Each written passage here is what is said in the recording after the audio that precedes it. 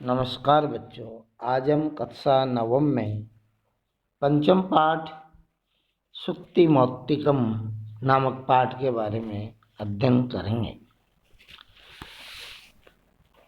प्रस्तुतो अयम पाठ नैतिक शिक्षाणाम प्रदायक रूपेण वर्तते। प्रस्तुतो अयम पाठ है, ये जो प्रस्तुत पाठ जो है जिसके बारे में हम अध्ययन कर रहे हैं, ये नैतिक शिक्षा की जानकारी इसमें दी गई है।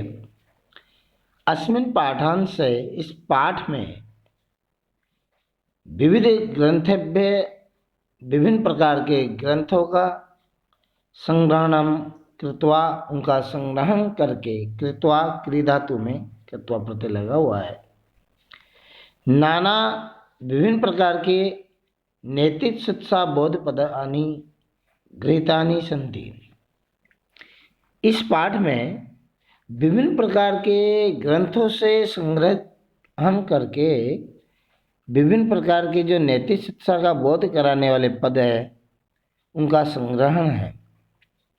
अत्र यहाँ सदाचारणस्य महिमा, प्रस्तुत पाठ में सदाचार की महिमा के बारे में, प्रियवाण्या आवश्यकता, जीवन में प्रियवाणी की आवश्यकता के बारे में, परोपकारिणाम स्वभाव, परोपकारी स्वभाव के बारे में, गुणार्जनस्य प्रेरणा, गुणों की प्रेरणा के बारे में, मित्रताया स्वरूपम, मित्रता का स्वरूप कैसा होना चाहिए उसके बारे में, श्रेष्ठ संगतय प्रशंसा तथा च सत्संगतय प्रभाव, और श्रेष्ठ संगति किस प्रकार की होनी चाहिए और सत्संगति का क्या प्रभाव मनुष्य के जीवन पर होता है, इत्यादि नाम।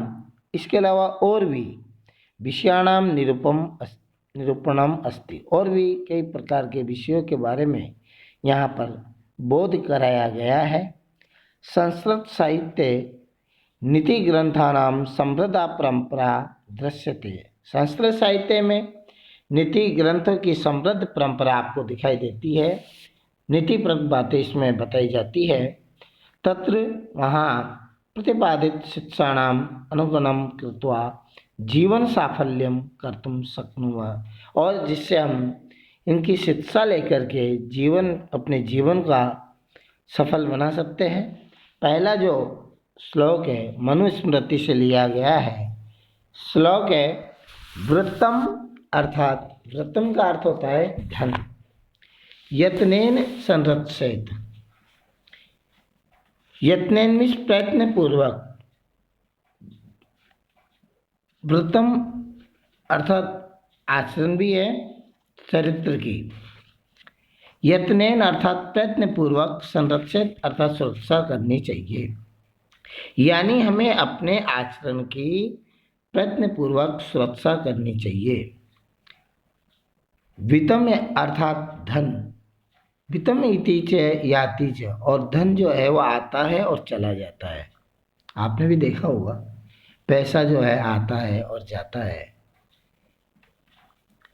अक्षिणो वितताक्षिणो व्रतस्तु हतोहत, अक्षुण जो कभी क्षण नहीं होने वाला धन भी जो है एक दिन नष्ट हो जाता है, लेकिन व्यक्ति का जो चरित्र है वो एक बार यदि खराब हो जाता है तो वो वापस लौट कर नहीं आता, इसलिए इसमें ये बताया गया है। तो सबसे पहले हम लिखेंगे संदर्भ।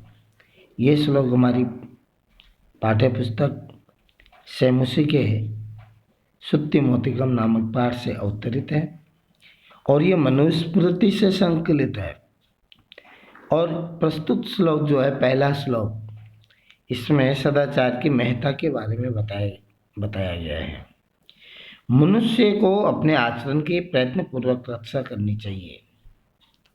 अपना जो व्यक्ति का जो स्वयं का जो आचरण है उसको व्यक्ति को अच्छा बनाना चाहिए। धन तो आता है और चला जाता है, धन के नष्ट हो जाने पर मानव का कुछ भी नष्ट नहीं होता, लेकिन यदि व्यक्ति का चरित्र नष्ट हो जाता है तो समझो उसका सब कुछ नष्ट हो जाता है।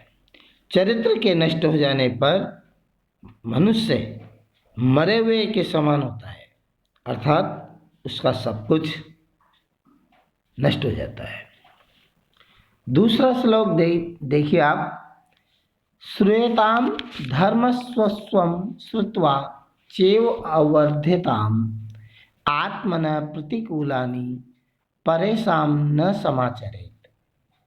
श्रूयताम धर्मस्वस्वम श्रुत्वा चैव अवर्ध्यताम आत्मन प्रतिकूलानि परेशान न समाचरेत। इसमें आचरण के बारे में बताया गया है। प्रस्तुत श्लोक में यह बताया गया है कि जो आचरण व्यक्ति को स्वयं पसंद नहीं हो, ऐसा आचरण दूसरों के साथ नहीं करना चाहिए। जो चीज़ मुझे पसंद नहीं है, जिस प्रकार का व्यवहार मैं चाहता हूँ कि इस प्रकार का व्यवहार व्यक्ति मेरे सामने नहीं करे, तो मुझे भी चाहिए, हमें भी चाहिए कि हम दूसरों के सामने भी उस प्रकार का व्यवहार कदापि नहीं करें। तो इसमें यह बताया गया है कि धर्म अर्थात कर्तव्य के सार को सुनो। श्रूयता मतलब सुनो, धर्म अर्थात कर्तव्य के सार को सुनो और उसे व्यवहार में धारण करो, उसको अपने व्यवहार में लाओ। अपने विपरीत आचरण जो व्यक्ति पसंद नहीं है, ऐसा आचरण आप दूसरों के साथ मत करो। तीसरा है प्रिय वाक्य प्रदाने, यानी प्रिय वाक्य का मतलब है मधुर वचन। प्रदाने मतलब बोलने से। सर्वे तुष्यन्ति जंतव, सर्वे मतलब सभी, तुष्यन्ति यानी प्रसन्न हो जाते हैं, खुश हो जाते हैं, जंतव यानी प्राणी। मधुर वाणी बोलने से सभी प्राणी खुश हो जाते हैं। तस्मात् इसलिए तदेव वक्तव्यम वचने का दरिद्रता। तो ये जो श्लोक है ये चाणक्य नीति से अवतरित लिया गया है और इसमें ये बताया गया है कि मधुर वचन बोलने से, प्रिय वाणी बोलने से सभी प्राणी जो है संसार के, चाहे वो मनुष्य हो चाहे वो जीव जंतु हो, वो सभी प्राणी जो है वो खुश हो जाते हैं, प्रसन्न हो जाते हैं। तस्मात् तदेव वक्तव्यम, इसलिए हमें हमेशा वैसा ही बोलना चाहिए, अर्थात मधुर वचन ही हमारे मुँह से बोलना चाहिए। वचने का दरिद्रता, अर्थात बोलने में कौन सी दरिद्रता है, मधुर वचन बोलने में कौन सी हमारे अंदर जो है वो गरीबी आ जाती है। ऐसा तो है ही नहीं कि भाई मधुर वचन बोलेंगे तो कोई ना कोई हमारा जो है धन व्यर्थ में जा रहा है। इसलिए मधुर वचन बोलने में हमें कदापि कंजूसी नहीं करनी चाहिए और जीवन में हर क्षण हर समय प्रिय वाक्य बोलते रहना चाहिए।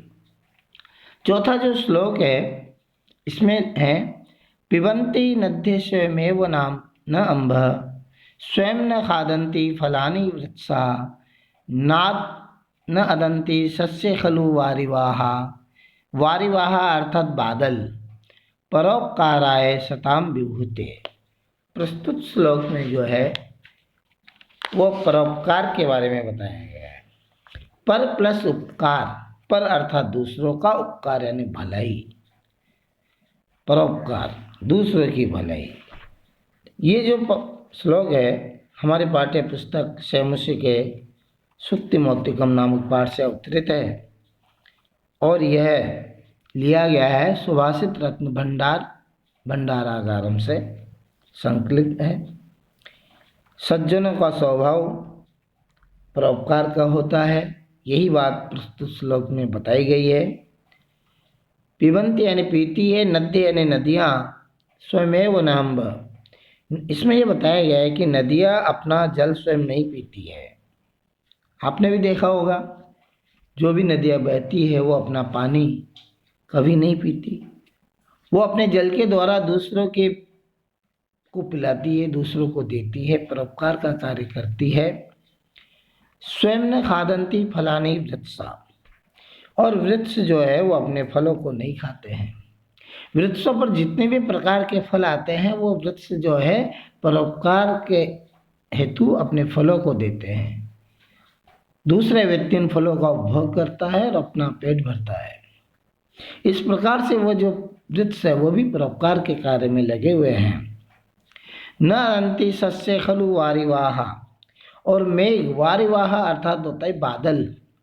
वो बादल जो है वो अपने द्वारा उगाए गए अन्नों को नहीं खाते हैं। आपने देखा होगा बादलों से वर्षा होती है, वर्षा के जल से जो है धन धान्य पैदा होते हैं, अनाज उत्पन्न होते हैं, लेकिन वो बादल कभी उन अनाजों को नहीं खाते।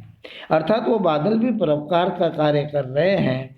तो परोपकाराय सताम विभूते, अर्थात सज्जनों की जो संपत्तियां है,